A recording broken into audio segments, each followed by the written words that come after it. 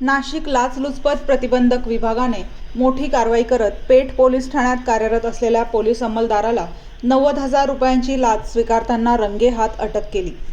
ही कारवाई 10 जुलै 2026 रोजी राऊ हॉटेल समोर आमदार चहा दुकान परिसरात करण्यात आली।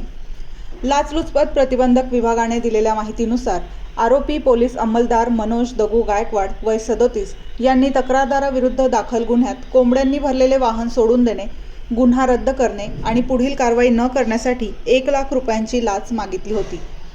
पडताळणीनंतर तडजोडी अंती 90,000 रुपये स्वीकारण्याचे ठरले। त्यानुसार 10 जुलै रोजी सापळा रचण्यात आला।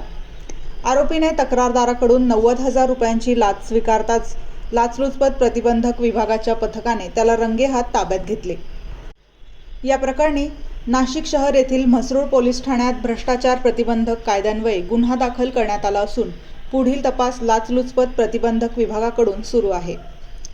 लाचलुचपत प्रतिबंधक विभागाने नागरिकांना आवाहन केले आहे की कोणत्याही शासकीय अधिकारी किंवा कर्मचारी कामासाठी लाचेची मागणी करत असल्यास तात्काळ विभागाशी संपर्क साधावा।